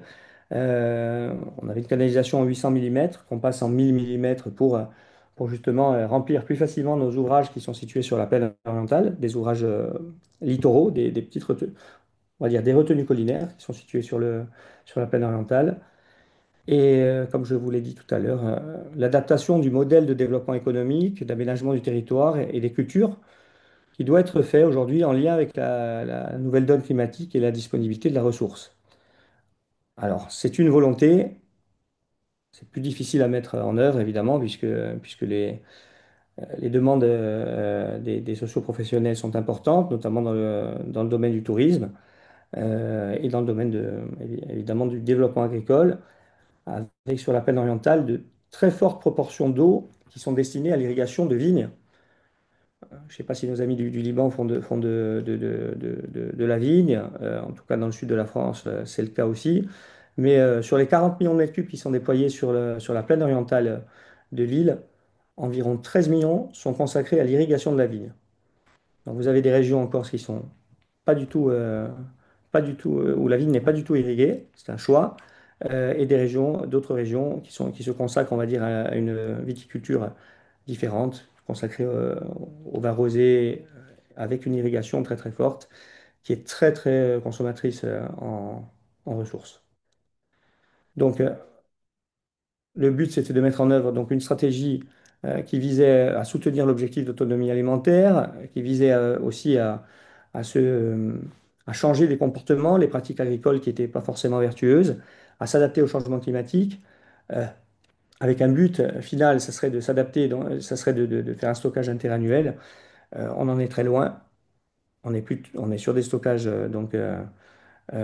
qui sont intersaisonniers, avec une difficulté jusqu'à l'année dernière à remplir nos ouvrages qui étaient situés sur la plaine orientale. Et cette année, le régime de précipitation, c'est de nouveau rentré euh, comment dire, est rentré dans l'ordre, puisque en fait, les entrées se sont faites par l'est et nos ouvrages sont remplis depuis la fin décembre en totalité sur la plaine orientale. Donc, ça, c'était justement ce qui s'est passé il y a maintenant 2 ans. Voilà, on était capable d'avoir, donc sur un épisode de tempête, hein, plus de 314 mm en 72 heures sur la région de Corté, en centre-Corse, à quelques kilomètres de là, là où nous avons notre ouvrage majeur, l'ouvrage amiral de l'Office hydraulique qui est de quasiment 11 millions de mètres cubes. On était à 5 mm en 72 heures, c'est-à-dire c'est l'endroit où il a plu le moins durant ces 72 heures sur l'île. Et cette année-là, nous avions rempli cet ouvrage uniquement entre 2,5 et 3 millions de mètres cubes au lieu des 10,5 millions de mètres cubes, ce qui a posé d'énormes problèmes en termes d'approvisionnement de production pour le monde agricole, avec des restrictions mises en place dès le mois de juin, et donc des productions agricoles qui ont été en berne cette année-là, en 2023. La stratégie, donc, c'est de mener de front des actions infrastructurelles concrètes avec des économies d'eau. On a beaucoup de canalisations qui sont très anciennes et donc à changer, que ce soit sur l'eau potable ou sur sur l'eau d'irrigation. Sur l'eau d'irrigation, donc l'office hydraulique est en compétence. Sur l'eau potable, ce sont les communes et les intercommunalités avec des aides donc, qui sont octroyées par la collectivité de Corse pour essayer de résoudre la situation, puisque sur la Haute-Corse, on est à peu près à 50, même pas 60% de rendement sur l'eau potable. Et sur la Corse du Sud, on est un peu plus, à 70%. Donc il y a des efforts à faire. Et au niveau des réseaux d'eau brute de l'OHEC, c'est très disparate en fonction de l'âge des réseaux. Sur la plaine orientale, une opération est en cours pour justement tout passer en télérelève avec des sectorisations, changement des points de comptage. Euh, le but étant justement de perdre le moins possible d'eau, puisque nous n'avons pas la possibilité de renforcer considérablement le stockage. Et de toute façon, le but étant euh, de limiter les pertes d'eau dans nos réseaux. Euh, donc, instaurer un contrat social écologique autour de l'eau, c'est-à-dire sensibiliser les agriculteurs, les socioprofessionnels, les populations à l'économie d'eau, ce qui est pas forcément une chose évidente sur l'île. Une adaptation du modèle de développement économique et d'aménagement du territoire en lien avec la ressource et l'adaptation aussi des modalités de gouvernance de l'eau. Ça, c'est dans le cadre des négociations de la Corse avec le continent français sur l'autonomie.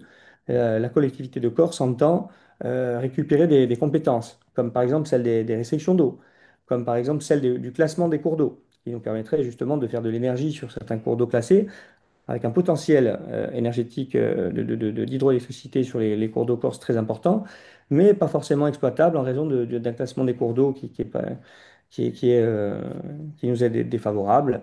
Donc, on souhaiterait pouvoir récupérer ces compétences pour pouvoir, on va dire, agir plus près du territoire, avec on va dire, prendre en compte les spécificités beaucoup plus facilement. Aujourd'hui, c'est l'Agence de l'eau Rhône-Méditerranée Corse qui est en charge de qui donc chapeaute le comité de bassin de Corse.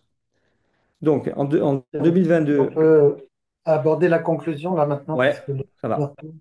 Alors, donc, le but, vous voyez, donc, on avait donc des comment dire, des déficits de stockage hein, sur quasiment toutes les régions, mais principalement sur la plaine orientale parce qu'il y a beaucoup d'agriculture, sur le sud-est parce qu'il y a beaucoup de consommation touristique et d'eau potable, et la Balagne également sur des consommations touristiques et d'eau potable. Qu'est-ce qu'il a été décidé? C'est principalement des rehausses de barrages, puisque c'est en termes d'acceptabilité sociale et de possibilités hein, euh, on va dire, de possibilités environnementales. Hein, on a du mal, on va dire, hein, principalement en Corse, on a des régions où on est en zone Natura 2000, on ne peut pas faire d'ouvrage. Donc, on va plutôt rester sur des rehausses de côtes de nos ouvrages comme dans le sud-est de la Corse ou sur la Balagne. Des créations de retenues collinaires, notamment sur la plaine orientale, avec une bonne surprise, puisqu'on est passé on envisageait 5 millions de mètres cubes sur la plaine, on est passé à 10 millions de mètres cubes pour une des retenues, et l'utilisation aussi de droits d'eau sur les ouvrages EDF. Voilà, donc on n'est pas sur la construction de nouveaux ouvrages en barrage de cours d'eau. Ça, c'est quelque chose qui a été pour l'instant exclu. On ne se prive pas de pouvoir en faire dans le futur, mais pour l'instant, on est en conformité, on va dire, avec le SDAG de Corse, sur le fait qu'on va plutôt se consacrer à réduire les pertes et à augmenter de façon mesurée le stockage d'eau par des rehausses et des créations de petites retenues collinaires. On a la chance sur Vadine, ça va être une retenue collinaire qui est plutôt conséquente. On a aussi donc des créations de nouveaux réseaux. Donc on va aller vite, hein, Voilà, on va passer de 110 millions en 10 ans. En gros, on passe de 110 millions de mètres cubes stockés à 126 millions de mètres cubes stockés. Un volume mobilisable donc, qui passe de 80 à 96 millions de mètres, à 96 millions de mètres cubes. Euh, donc voilà. Et ce que vous voyez à l'écran, là, ce sont des nouveaux réseaux qui sont créés même en montagne. Vous voyez l'impact du changement climatique en Corse, c'est ça. C'est-à-dire que dans des régions qui sont très, très montagneuses, c'est notamment le Monte Cinto, plus de 2700 mètres. Aujourd'hui, c'est une région qui, notamment avec des châtaigniers, euh, il y a des pertes de rendement de plus de 30% sur les châtaigniers s'il n'y a pas d'irrigation. Donc on est obligé de mettre en place des zones d'irrigation, même en montagne, euh, et notamment sur l'ouest de Corse où il n'y a pas encore de réseau. Voilà. Voilà, juste, et donc ça c'était une précision. Donc, puisqu'on est avec des amis libanais et peut-être d'autres pays, l'Office hydraulique participe à plusieurs programmes de coopération internationaux, les programmes Interreg, Euromed et NextMed. On est aussi dans une coopération avec le Maroc sur un dispositif pour l'instant SPEC-CT. On a fait une mission au Maroc. Nos amis marocains vont venir nous visiter. On partage des problématiques communes, notamment sur l'envasement des barrages, sur les cyanobactéries. Et c'est des problématiques qui vont avoir tendance à être beaucoup plus prégnantes dans le futur. Voilà. Merci beaucoup, Ludovic. C'était aussi intéressant, chacune des trois présentations. Alors, j'ai fait un petit peu exprès de laisser les orateurs parler, justement, parce que je crois que la qualité de leur diaporama et puis de leurs commentaires était primordiale. Bon, nous avons quelques questions qui ont été posées, mais heureusement, ce ne sont pas des questions fondamentales, ce sont des questions intéressantes, mais sur des détails qu'on essaiera, je pense, avec le secrétariat de l'IME, de traiter par ailleurs. Mais là, je retiens donc de ces présentations vraiment des éléments très, très importants qui sont bien dans le rôle de l'Institut méditerranéen de l'eau, hein. C'est mettre en relation des professionnels pour que les échanges se développent entre eux. Et on a vu, bon, particulièrement le changement climatique, bien sûr, comment faire pour s'y adapter. Et il y a plusieurs façons de faire, des tas d'expériences. On a vu aussi, je pense que c'est le thème dominant qui va se poursuivre, c'est le fameux nexus eau, énergie, environnement et agriculture, hein. Celui-là, donc, je pense même que ce sera la poursuite de cette série de webinaires, hein. C'est vraiment le thème qu'il va falloir travailler dans les forums ultérieurs. Et puis, la coopération internationale, là, justement, la dernière diapo, on l'a vu aussi pour le cas du Liban, à quel point c'est important d'échanger, de gagner du temps en mettant en commun les bonnes idées, les bonnes expériences. Voilà, donc vu le temps, je propose de conclure là-dessus. Euh, Éventuellement, Alain, si tu veux rajouter un mot, tu le feras, mais je remercie vraiment les participants. Bien entendu, nous mettons à disposition l'enregistrement sur la chaîne YouTube et puis les diapos qui ont été présentés. Voilà, merci Merci. à tous. Merci François, merci à Ludovic, Antoine et Mona pour vos présentations. Peut-être Ludovic, avant qu'on arrête, il y a une question très technique qui m'intéresse aussi, donc Ouais. je voudrais que tu puisses y répondre. Elle est posée par nos amis tunisiens qui se préoccupent beaucoup de l'évapotranspiration. Donc, c'est quoi les solutions que vous avez mis en place sur les barrages collinaires en matière de protection et qu'est-ce que vous utilisez comme équipement et qu'est-ce que ça représente comme économie? Le retour d'expérience, c'est quoi en termes de coût? Alors, en réalité, sur nos retenues collinaires, on va dire de très grande capacité, on n'a pas forcément de solution. Je voulais justement afficher. Je ne sais pas si vous voyez le diapo.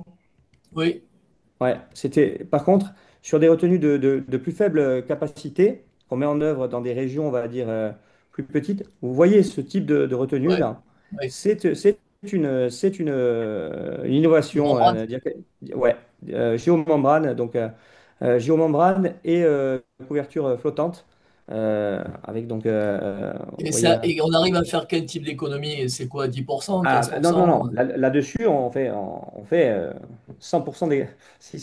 Là-dessus, il n'y a pas d'évaporation puisqu'on est Il n'y a plus en totalité d'évaporation. couvert. Aucune évaporation. Et là-dessus, en fait, on a prévu notamment d'en faire une dans le Marsouli, c'est-à-dire une région de l'Ouest Corse qui est fortement honteuse, fortement sujette à l'évapotranspiration. Évidemment, c'est dans des régions qui ne nécessitent pas des très gros ouvrages. Hmm. On l'utilise pour l'eau potable, dans le Cap Corse par exemple. Celle-là, elle fait 45 000 mètres cubes. C'est une innovation en fait, qui a été mise en place après avoir construit des ouvrages traditionnels en béton avec des poteaux qui tenaient, on va dire, un toit. Et on s'est rendu compte qu'en fait, on avait d'énormes difficultés à maintenir une imperméabilité. Et c'est avant tout pour ça que ça a été mis en œuvre. Et aujourd'hui, bon, ça sert évidemment en termes d'évaporation. On est Très bien. euh, voilà. Il y a aussi Merci. sur nos gros ouvrages, on est en train de discuter la mise en place de photovoltaïques flottants qui pourraient justement peut-être éviter une part d'évaporation. Et de développement d'algues aussi. Mais ça, c'est Exactement, exactement. Ouais, notre obligation. limitation de la photosynthèse, hein. Ben, on pourra peut-être faire un sujet Ouais, là-dessus un jour. Ben, voilà, ouais, j'en ai pas trop merci. parlé, mais voilà, sur Non, non, l'énergie, on mais est très impliqué. en tout cas, merci beaucoup. Merci beaucoup à tous. Je veux dire, on est dans deux cas complètement différents, mais c'est bien ça qui est intéressant justement à l'Institut méditerranéen de l'eau. Je vais commencer par la fin. Pour ce qui concerne la Corse, il faut savoir il existe en ce moment une étude qui est faite par Malte, une étude LIFE, de programme LIFE, programme européen, qui consiste à créer une boîte à outils pour l'eau des îles. Donc, de considérer les différentes situations des îles méditerranéennes et de voir quelles sont les solutions à mettre en œuvre en fonction de la pluviométrie, bien sûr, en fonction de la structure même de la géologie de l'île. L'île de Corse est très montagneuse, de Malte, c'est pas le cas. Voilà, donc on a la Crète, bien sûr, on a cité la Sardaigne, la Sicile, mais il y a aussi beaucoup de petites îles aussi, les îles Croates, etc. Donc ça, il faut le savoir. Et en fait, il y a eu une première conférence pour la partie est de la Méditerranée qui a eu lieu en fin d'année dernière et la prochaine aura lieu dans l'est de la Méditerranée et normalement ça sera en Corse. Donc nos amis maltais, on les a mis en relation avec vous pour voir comment on pourrait organiser ça. Et normalement c'est la fin de l'étude, donc c'est bien, on pourra présenter un peu les différentes solutions qui existent pour les îles parce que c'est vraiment quelque chose de très particulier. On est dans des situations différentes que le continent. Donc ça c'était le premier point. Le deuxième, euh, concernant donc le Liban, alors là, je dirais, nous sommes de tout cœur avec vous parce que la situation telle qu'elle a été, elle a été peinte par notre ami Antoine en ce qui concerne les eaux de Beyrouth et du Mont-Liban, que personnellement je connais bien, il faut que vous sachiez quand même que dans les années 2015-2016, vous aviez là un organisme qui développait, qui présentait des résultats extrêmement positifs, c'est-à-dire qui gagnait de l'argent et qui pouvait investir dans les programmes justement d'amélioration, etc. Et aujourd'hui, vous êtes dans la situation qui vous a été décrite suite à trois événements particuliers et qui font qu'aujourd'hui, on est dans le chaos le plus total. Donc, la coopération internationale est là, l'Union européenne, on l'a vu, est là, l'UNICEF est là, la Banque mondiale, l'Agence française de développement, la KfW, la GIZ, tout le monde est présent. Moi, mon angoisse pour le Liban, c'est comment faire pour organiser l'ensemble de ces aides et de ces financements. Et je pense que si on a un rôle à jouer à l'IME, c'est bien celui-là, c'est d'aider justement à monitorer, j'allais dire, l'ensemble, à donner des priorités. Parce que c'est bien tout ça, mais comment faire pour optimiser ces investissements qui vont être réalisés, et notamment en termes d'opération et de maintenance, et de prévoir, comme ça a été présenté par notre ami Antoine, on voit bien la dégradation de la population, je veux dire, qui s'occupe des opérateurs, des exploitants, qui s'occupent des systèmes. Donc, il va falloir reformer des gens, il va falloir les... Et donc, tout ça se constitue des priorités. Et j'espère qu'on pourra avoir une réflexion là-dessus au sein de l'IME avec nos membres marocains, tunisiens, maltais, italiens, espagnols, pour voir, égyptiens, pour voir comment faire pour pouvoir aider nos amis libanais à gérer au mieux l'ensemble de ces programmes. Voilà, en tout cas, merci beaucoup pour vos présentations. Et François a raison, l'OFE, c'est l'avenir. L'avantage du Liban, c'est que l'eau et l'énergie sont dans le même ministère, donc ça facilite énormément les choses. Mais le Liban est précurseur dans le domaine. Mona l'a présenté. Je veux dire, le WEFE est mis en œuvre avec un comité interministériel. Donc, c'est donc avec l'agriculture, bien sûr, et l'environnement. Donc, ça, c'est un point important. C'est un exemple qu'on peut citer. C'est aussi le cas de Malte, hein, où l'eau et l'énergie sont dans le même ministère. C'est aussi le cas du Maroc. Et vous avez vu récemment au Maroc les conclusions de ce type d'avantage, c'est que nos amis émiratis viennent d'investir 15 milliards d'euros pour l'avenir dans le domaine de l'eau et de l'énergie. Et si c'est fait, en grande partie, je pense personnellement, c'est parce que l'eau et l'énergie sont gérées par les mêmes institutions et que l'énergie attire beaucoup plus que l'eau. Et de ce fait, on arrive comme ça, avec des programmes bien sûr de dessalement très importants. J'ai vu qu'il y avait des questions sur le dessalement, donc les solutions de dessalement pour le Liban. Donc on essaiera d'y répondre. Personnellement, je pense que ce n'est pas une priorité au Liban. Le Liban, c'est un endroit où il pleut quand même, hein. Je veux dire, c'est montagneux le Liban. Donc il y a bien sûr une sécheresse, mais je pense que déjà c'est l'optimisation des systèmes existants qui doivent être mis en œuvre avant de penser à du dessalement. Et ensuite, vous avez bien sûr des stations d'épuration qui aujourd'hui ne marchent plus. D'abord, il y en avait très peu et le peu qu'il y avait ne marche plus aujourd'hui. Donc la priorité, c'est de les remettre en marche et d'investir dans de nouvelles stations d'épuration, éventuellement d'envisager des solutions de réutilisation des eaux usées.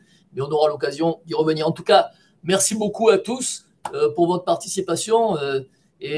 Donc, comme l'a dit François, la semaine prochaine, on met sur le site YouTube l'enregistrement en français et en anglais. Cette fois-ci, on a réussi à enregistrer les deux normalement. Et puis, pour ceux que ça intéresse, on mettra à disposition les présentations avec l'autorisation des orateurs. Merci beaucoup à tous et je vous souhaite à tous un excellent mois de fin de mai et début juin. Prochaine rencontre normalement le 19 juin sur les solutions basées sur la nature. Donc d'ici là, bonne continuation à tous et au revoir. Merci Alain, merci à tous. Merci Bonne Alain. soirée. Au revoir. Merci à tous. Au revoir. Bye. Bye.